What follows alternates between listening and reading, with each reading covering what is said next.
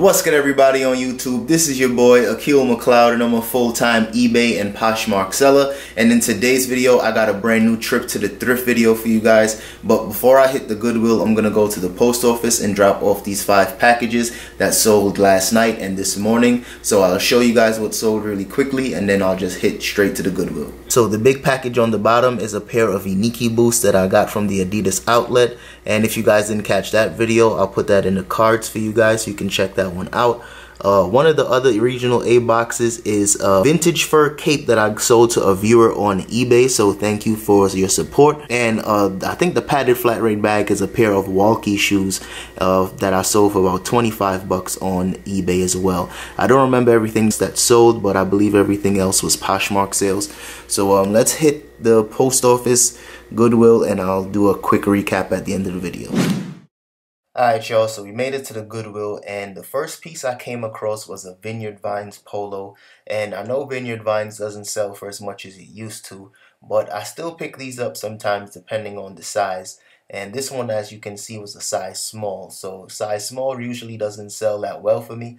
And this one didn't even have the little whale on the chest. So I just ended up putting this one back. But if it did have the whale and it was, say, a size 2XL, I probably would have picked it up. Next, I came across this vintage undefeated jersey, and it's probably not even vintage, but at the end of the day, it's an older undefeated piece. And I don't sell streetwear pieces often because I don't find it like that. But this one was in really good condition, and it was only $2.50, so I'll go ahead and pick it up. Here I came across a vintage Marlboro polo shirt, and this is definitely a true vintage piece because Marlboro doesn't make clothing anymore. And this one was super dope in my opinion. I've never seen something like this before with the horses and the plaid print. So I'm pretty sure this will sell for, I'm hoping, maybe 20-25 bucks. I don't know, maybe this is something I might end up taking to round 2 because I know they take stuff like this as well. So we'll see about this one. But because it's so unique, I definitely can't pass on this. This is my second or third time coming across these Fox motocross jerseys, and these usually sell for like $10 to $15, but they was asking $5 for that shirt, so I had to pass on that. And these vintage LL Bean jackets, I know these are starting to be a little trendy now, so I had to check this one out in terms of its condition. But you know those shirts that they say is like a bacon neck collar? This had like a bacon neck bottom, so I definitely just had to pass on this one. Now, I tell you guys all the time I don't sell Polo Ralph Lauren often, but depending on the fabric and the size, I might still scoop it up. So I had to check this one out because it looked really nice and soft. And it was, if it was a little larger, I might have picked this one up, but it was only in a size large. It didn't have any flaws that I can see, but the real deal breaker was the fact that it didn't have the little logo on the chest. And I know most people, they really do appreciate those little logos, so I just went ahead and left that one too. Next, I came across this brand new with tags Calvin Klein V-neck sweater, and these Calvin Klein pieces usually don't sell well for me. Even if it's brand new with the tags, it usually doesn't move well for me, so I just left this one because I knew it would sit for a long time. But let me know you guys' opinions in the comment section if you would have picked this one up for your closets. Next, I found this Orvis sweater, and Orvis, I sell this brand fairly often, and I just had to check this one out to make sure there wasn't any flaws. And it looked like there was some spider webs and some, maybe a little grease stain here or there. So I definitely knew I wasn't going to pick this one up because I know I probably couldn't get those stains out. But for the most part, Orvis is a good brand to be on the lookout for, especially if you can get it for a good price. And like usual, larger sizes do sell better. And here's a brand that I sold a couple times in the past. I believe it's pronounced Hiltil or some shit like that. But this vest was, it looked at first to be in really good condition, and extra large tall is a good size as well. But the more I checked it out, I started seeing stains and looked like that was like a cigarette burn in there. So I just had to pass on this one. But this is a good brand to be on the lookout for. And the other telltale sign why I left this one was the fact that this had removable sleeves, and the sleeves clearly were gone, so I had to leave this one. And here was an Arc'teryx jacket, and I was super hyped to find this one because Arc'teryx sells really well for me, and this Goodwill doesn't know about Arc'teryx yet, so I just got to take advantage of the fact that they're still pricing this like a regular jacket. So of course I just wanted to check out the little details, make sure that everything checked out to be clean, no flaws and no stains. And this one looked pretty good, so I'll just go ahead and pick this one up. and it's my size, but you know, I'm not gonna keep this. Here is a first time find for me, and these are a pair of jeans from the brand Tyndale. And the thing about these jeans are the fact that they are flame resistant, and it's brand new with tags, so I definitely know I was going to pick these up. And the only reason how I found out about this brand or flame resistant jeans in general is because a viewer told me that they sell pretty well for them. So thank you for that tip, and hopefully these jeans sell fast. And definitely check out my comment section because people in there drop gems on a daily basis.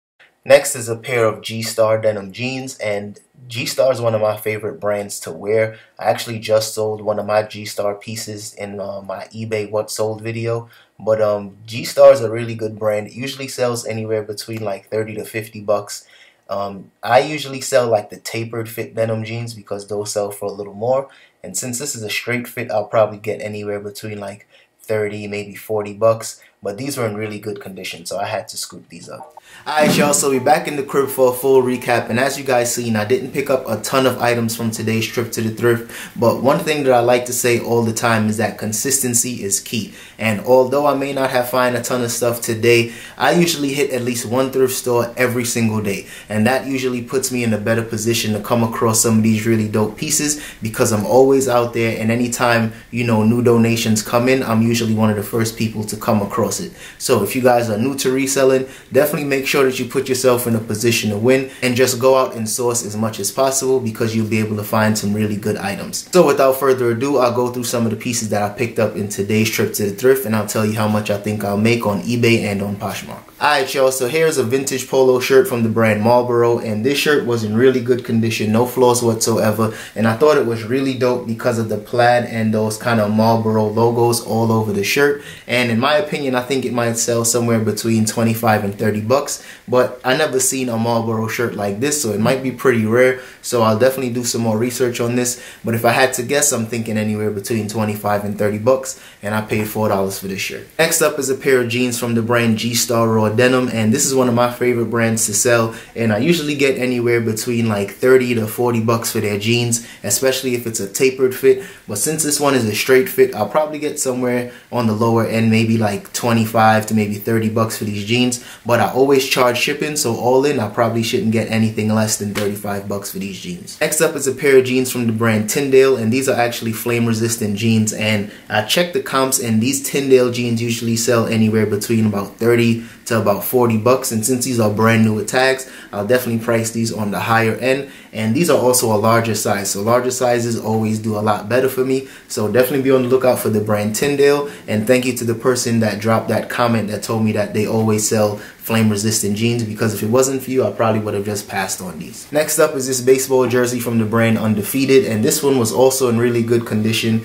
just some slight fading but no stains or holes or anything like that. So this one should sell somewhere between 20 and 25 bucks for me, and I'll definitely put this one on eBay and on Poshmark because I know Undefeated has fans, and it's not necessarily trendy, but it's a streetwear piece, so I'm not sure where it will sell. It might sell a little faster on Poshmark, but we'll see. But I'm not expecting to get anything more than 25 bucks for this. And last but not least is a jacket from the brand Arc'teryx, and Arc'teryx is a really good brand to be on the lookout for. I don't sell a ton of this brand, but anytime I do, I usually get anywhere between 80 and 100 bucks. And this one was in flawless condition, so I probably will get closer to 100 bucks for this jacket, but we'll definitely see because of course it's spring and summertime and jackets aren't selling like that anymore, but people are still picking these up, so we'll see how this sells. Alright y'all, so that's all I have for today's video. So if you guys enjoyed that one, don't forget to hit the like button and subscribe to the channel if you haven't already. And if you got any comments, any questions, drop that in the comment section. I'll get back to you guys as soon as possible. And also I just want to shout out everybody that's been dropping super positive comments in these videos.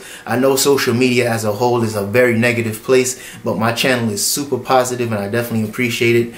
It's one of those things that just keep me motivated to keep putting out content for you guys. So thanks again for the constant support. And the thing about social media is that I hate social media. I'm not even on Instagram. I might post a picture once a month, but for the most part, this is my main source of social media. And the fact that it's so positive, it definitely just keeps me motivated, and it's not a distraction like Instagram was for me. So thanks again for all the support, and I'll see you guys in the next one.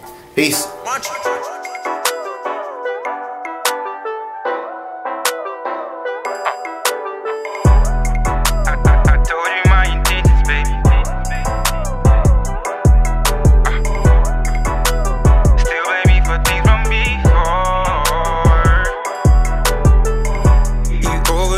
underrated. This lightning's causing thunder lately.